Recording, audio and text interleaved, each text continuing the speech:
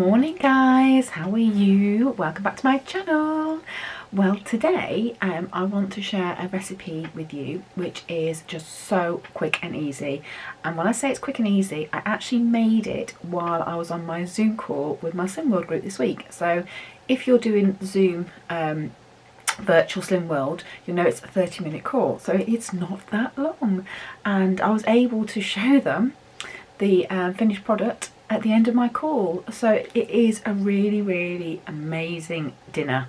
The dish serves about 6 people, or if you're my husband, he had seconds, so we've got 5 meals out of it. But I've had it for the dinner after the Slim World meal, and then there were 3 portions in the fridge which hubby and I can have for lunch. And as I said, it would have made 6 if hubby didn't have seconds. So it's really quick and easy, and I think you're gonna love it. So let me show you how I made it. Right, so the first thing you need to do is get yourself some pork mince. Now this is less than 5% fat, and I think this is the 350 gram container, so it's not the biggest one, but as I said, this will do for 6 people. Get a small apple. Doesn't matter what apple. I like these ones. I couldn't tell you what they are. They're just the cheap ones from Lidl. And you want to dice it as small as possible. I'll be honest, my dicing's not great. If my hubby had been doing it, he'd have really diced it really small. The smaller the better, because it mixes in better with the mince, if that makes sense. So just need to chop that away. Right, so I'm going to save washing up as well and do everything on my chopping board. So I'm just going to season this with a little bit of pepper, nothing else. I don't use salt. I know some people do. I just don't like using it. And then all I'm going to do is mix the mince with the apple and make sure it's all well combined. So some of the apple falls off and doesn't stick to the mince. Don't panic, it's absolutely fine. I will show you what I'm going to do with that later. Yes, a piece of apple did just fall on the floor, but I'll retrieve that later. So just combine it all as best you can, okay, get all the apple in there as you can. And then what you need to do is start forming little meatballs. Size wise, it's up to you. If you've got kids, you might want to do smaller meatballs. Because it's hubby and I thought bigger meatballs might be slightly better for us. So yeah, whatever size you think suits you. Okay, so I've made about 9 meatballs there, and you'll see there's a little bit of the apple that just didn't combine with the rest of the meatballs, but it's absolutely fine. It's not the end of the world. Right, so I've got my Berghoff pan here. I have sprayed it with the barbecue fry just because of the flavour. I just love it. I'm just going to pop my meatballs into my pan, and I'm just going to cook them for about 5 to 10 minutes, and then what I'll do is when they start to brown, and with the apple it will caramelise, I promise you, it'll be amazing. I'm going to just turn them over.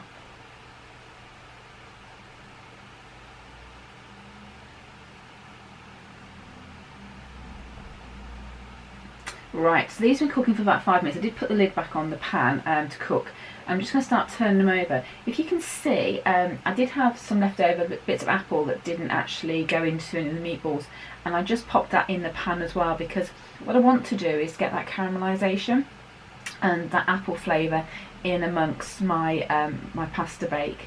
So I'm just going to cook that off. The juices did stay with the lid on, so I'm just going to cook those juices down to get the caramelisation that I talked about. If you take the lid off or don't put the lid on at all, you won't get that. I just, as you know, like to put my lid on because it acts like a bit of an oven, so I can make sure the inside of the meatballs are cooked through as well. You can still see a bit of pink on those ones, so I do know that they do need flipping still as well. Right, I think these are ready to turn. Oh, well, look at that. Can you see the colour changing? Oh, and the apple you can see is starting to soften, so that is perfect. So I just need to cook these now on the other side for a few minutes so they start to brown off. Look at that. Aren't they delicious? Right, so now I'm going to take these out of the pan, and I'm just going to pop them in the oven to keep warm, but I'm going to leave any apple that isn't in the meatballs in the pan. As I said, the fact that you'll get that caramelisation, that sweet taste in the pasta bake, I think is absolutely perfect.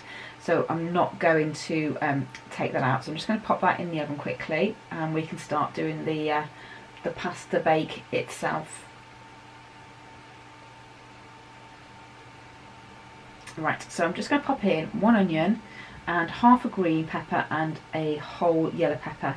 Now the only reason there's half a green pepper is because that's what I had left in the fridge that I hadn't used from another recipe in the week. So I just thought, you know what, I'm going to throw it in as well. It all adds to the speed vegetables that you get in your dish.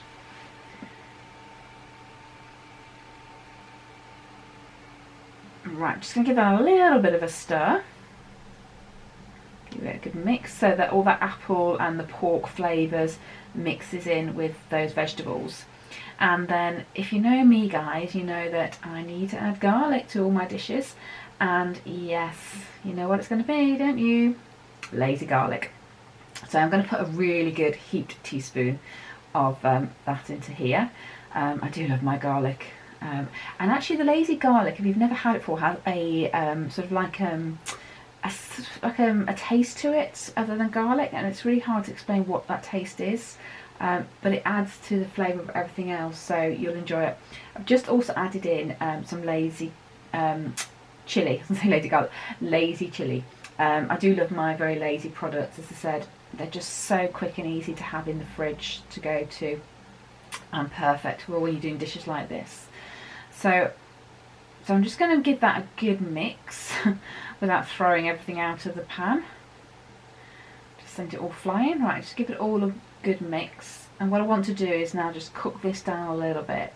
I don't want it too soft because obviously it's going into the pasta bake, and you do want a little bit of, not crunch, you do need a bit of texture to it. You don't want it all mush in your pasta bake. So just going to cook that down a little bit. Just want to show you over here as well, I've got some pasta. And you'll see it's all different shapes. There's wholemeal and there is normal pasta. I tend to, you know when you get to the end of your bag of pasta and you've got like just a little bit, it's not enough for a serving, I stick it all in a pot and then just give it a good shake, mix it up, and then if I'm doing a dish like this, I just use that because it's great. It just adds more flavour. I think it looks pretty having different shapes of pasta. So yeah, don't waste your little bits of pasta, just throw them all together. I think it's perfect. Right, so it's just cooking down a little bit for me. It looks like Lola's exhausted, waiting for dinner. Right, I think this is done. So I'm going to add in here about a teaspoon of mixed herbs. If you haven't got these, you know, basil works really well, thyme works well. I'm going to put in a very big teaspoon of spicy paprika. Smoked paprika will work equally well as well. It just adds another bit of flavour to it for you. My paprika seems to be getting stuck actually. I think I need to loosen some of the powder, but we'll get there. And then 2 really big dollops of tomato puree. Works out about 2 tablespoons. As you see, I haven't measured it. When it comes to free ingredients, I tend to do by eye, and I know that's probably naughty, guys, when I'm trying to tell you how you can replicate it, but I think you'll know from taste what you like. And the same with this Worcester sauce. I'm looking about sort of 2 to 3 large tablespoons of Worcester sauce. You can never have too much. And then just 1 carton of passata. Now, I haven't added any more liquid to this, but it depends on how much pasta you want to add in. You can, if you want to, add some vegetable stock if you're doing this for more than, say, 6 people. I like my pasta bakes quite dry. If you want them very wet, then I'd say probably a cup of stock into this as well. But so for me, I wanted it quite dry. So I'm just going to mix all this in together, just make sure all those spices and herbs sort of all get into the sauce and absorbed, and especially the tomato puree, because it can sort of like just stick to where you left it if you don't give a good old mix. And then we need to start thinking about the pasta, so we can start adding that in. I'm going to add the pasta in directly from the water that it's boiling in, and there's a really good reason for that. Is, as I said, I've not added any more liquid to this, and I do quite like the liquid that comes off the pasta itself. So you can see in the shells there's little bits of water still there, so that's where my moisture comes from. And also I think the starch from that liquid helps bind the sauce, as again, if you don't want a sort of a dry sauce, then you may decide to drain your pasta and rinse it before you put it in. It's all personal preference. As I said, for me, I just love doing it this way.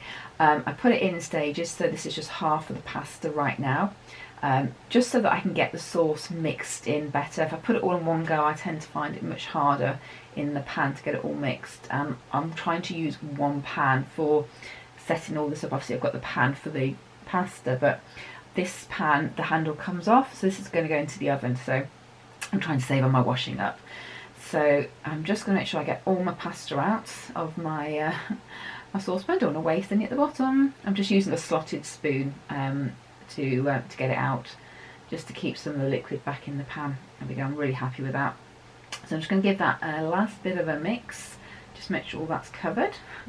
Yeah, there was some pasta left in the bottom of the saucepan which I wasn't going to waste. So I just look at the colours and that, and I think having the yellow and the green pepper there as well, I do think you eat with your eyes sometimes, so having a bit of colour for me, red, yellow, green, I do enjoy that. Right, so now I'm just going to add in my meatballs. I'm just going to pop on the top for now, okay, just for ease while I'm getting them out of the plate. And you can see they've just been keeping warm, they haven't cooked anymore because I don't want the pork to dry up, okay.